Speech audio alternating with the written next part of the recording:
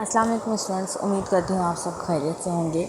आज का जो हमारा टॉपिक है वो है थ्योरी, लॉ एंड प्रिंसिपल।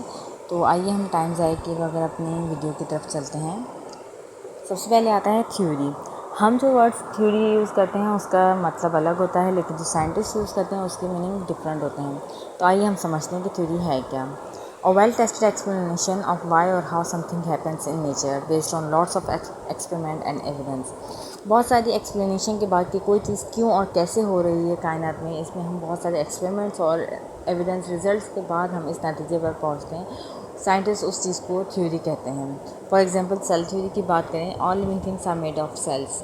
तमाम जो लिविंग थिंग्स है वो सेल्स से बने हुए हैं। ये साइंटिस्ट ने क्या किया था, बहुत सारे जो है वो एक्सपेरिमेंट्स किए, बहुत सारी चीज़ों को ऑब्जर्व किया और फाइनली उन्होंने एक सेल थ्योरी दी थी।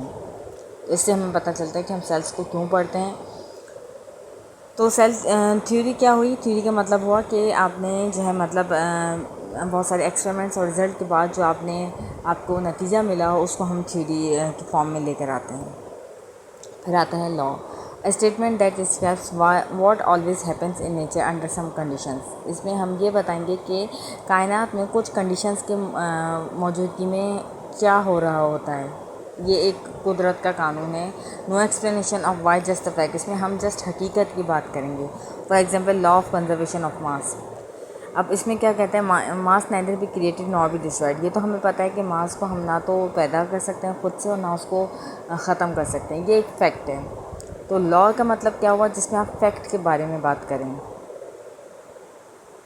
फिर आता है principle, a basic rule of fundamental truth that explains how something works. इसमें हम ये बताते हैं कि कोई काम किस तरह से हो रहा है। इसमें हम use as a base for other ideas. हम किसी भी एक बेस को दूसरे आइडियाज़ के लिए यूज़ कर रहे होते हैं। For example principle of diffusion की बात अगर हम करें, हमें पता है कि पार्टिकल्स जो हैं हायर कंसनट्रेशन से लोअर कंसनट्रेशन की तरफ मूव करते हैं। फॉर एग्जांपल अगर हम बात करें कि वाटर में आपने कुछ किशमिश जो है वो भिगो के रखी है, तो आप देखें वो किशमिश श्रिंक कोई भी होती हैं और कुछ टाइम बाद वो कैश्यूज़ जो हैं वो फूल जाती हैं, क्योंकि वो जो वाटर है वो हायर कंसनट्रेशन से लोअर कंसनट्रेशन की तरफ गया। तो प्रिंसिपल में हम बेसिक रूल या फंडामेंटल ट्रुथ, जो हकीकत है, जो सच है, उसके बारे में हम बात कर रहे होते हैं कि कोई चीज़ कैसे हो रही है। तो बच्चों, उम्मीद करती हूँ आपको आज का ये टॉपिक समझ में आया होगा। वीडियो अच्छी लगी हो तो इसे लाइक कीजिएगा, शेयर करना अपने दोस्तों के साथ ना भूलिएगा और सब्सक्राइब करना भी ना भूलिएगा।